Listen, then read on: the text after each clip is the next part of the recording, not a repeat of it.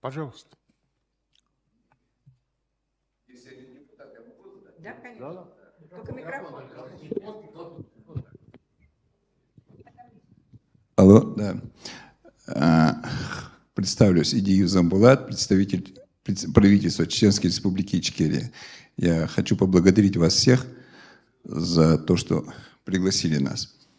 И вопрос в продолжении этой темы. У меня этот вопрос возник еще, когда Илья Владимирович первый свой доклад делал, затронул, упомянул форум «Свободной России», где я видел тоже, я 2 раза присутствовал в работе этого форума и видел представителей разных направлений оппозиции, и сторонников Навального, и сторонников Ходорковского, и других.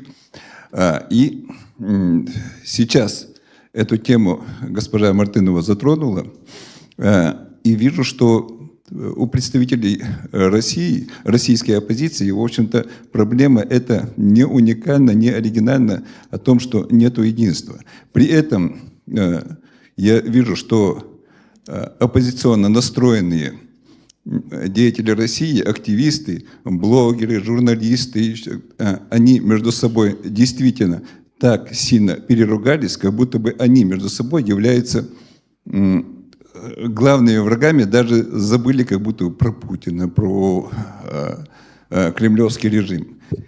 И в то же время я наблюдаю, что сторонники Путина, провластные структуры России, они более сплоченные, более монолитные. Почему? Да, на это есть объективные причины, потому что все-таки и силовые структуры, и все у них в руках. Тем не менее, если кто-то, предположим, Пригожин, Золотов, если вдруг начнут между собой ссориться, команда сверху Путина, замолчите, они замолчат. И все. Ничего. И поэтому у меня такой вопрос. Вам не кажется ли, что существует опасность тщетности вот этой всей работы, оппозиционной работы против режима Путина? Спасибо. Да, Илья Владимирович. Ну, я просто, поскольку один из докладчиков, хотел, соответственно, прокомментировать обсуждение. То есть, можно? Мы действительно хотели, чтобы состоялся обмен мнениями. Здесь нету никаких, значит, постановлений, резолюций и так далее. Почему это очень важно? Потому что, как я говорил, когда отчитывался по работе исполнительного совета, будет дальше целый ряд конференций с нашими международными партнерами, в которых будет обсуждаться эта тематика. Поэтому для меня лично и для многих членов исполнительного совета, которые этим занимаются сейчас, да, наверное, важно было послушать, кто что на эту тему думает, да, то есть для того, чтобы более уверенно представлять позицию депутатов съезда. Мне по существу, относительно того, что люди говорили, как раз кажется, что ситуация именно что стала намного проще. Вот Таня говорила там про мерцающие, то есть вот постмодерн, постмодерн. То есть, мне кажется, ситуация очень проста. Она черная или белая, за войну или против.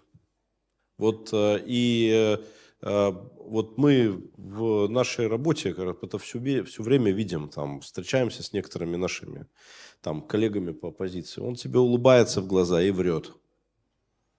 Но он с нами... Да, и выдает это за постмодерн. Но он с нами на одной стороне баррикады. Поэтому черная или белая. И вот другого пути нету. Да?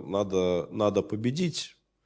Говорите, верим мы или нет? Конечно, верим. Да? То есть победим с вами вместе, с белорусскими товарищами вместе, со всеми другими народами на постсоветском пространстве, которые хотят свободы, независимости, процветания, успеха.